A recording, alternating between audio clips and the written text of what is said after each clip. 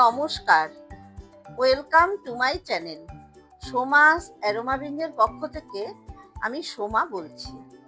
আজকে শেয়ার করছি গরমের আদর্শ একটা রেসিপি। প্রথম পাতে গরম ভাতে যে কোনো তেতো রেসিপি আমরা প্রায় সকলেই খেয়ে এসেছি, তবে তেতো সকলে পছন্দ করেন না।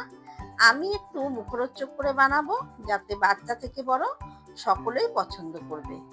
আর এই গরমে তেতো খাওয়া আমাদের সকলের শরীরের জন্য ভীষণই উপকারী। তাহলে আসুন রেসিপিটা শুরু করা যাক।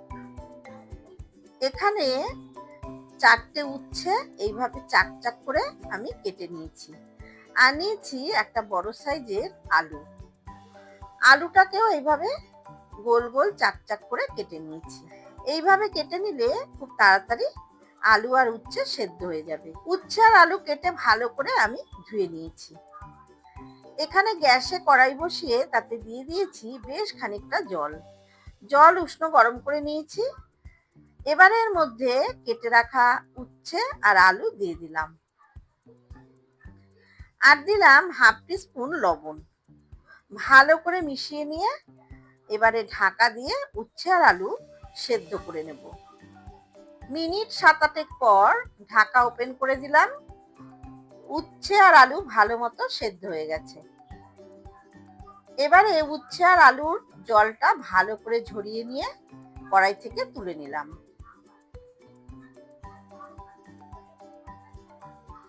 এখন এই উচ্ছে আর আলুটা ভালো করে ঠান্ডা করে নেব, তারপর ফিরে আসছি।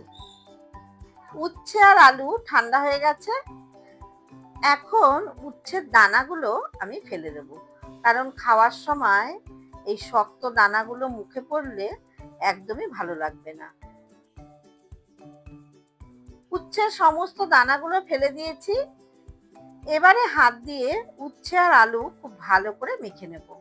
উচ্ছে আর আলু মেখে নেওয়ার পর প্রথমে দিয়ে দিচ্ছি অল্প লবণ, কারণ সেদ্ধ করার সময় আমি লবণ দিয়েছিলাম, তাই এখন অল্প লবণ দিলাম।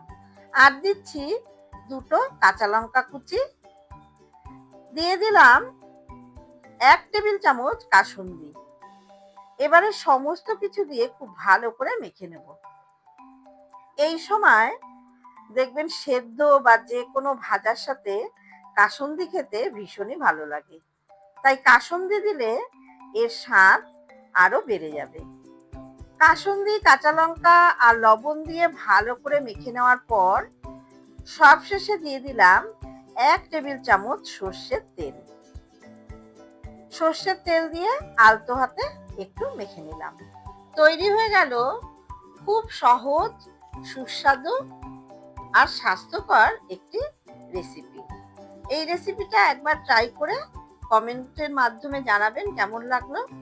যদি ভালো লাগে তাহলে অবশ্যই লাইক করবেন, শেয়ার করবেন। আর যারা আমার চ্যানেলে নতুন বন্ধু, তাদের কাছে অনুরোধ রাখবো, প্লিজ চ্যানেলটাকে সাবস্ক্রাইব করে পাশে থাকা বেল আইকনটাতে ক্লিক করবেন, যাতে আমার সমস্ত নতুন ভিডিওর আপডেট সবথেকে আগে আপনাদের কাছে পৌঁছে যায়। প্লিজ ভিডিওটা সম্পূর্ণ দেখবেন। ফিরে আসবো আবারও কোনো নতুন রেসিপি নিয়ে। ধন্যবাদ।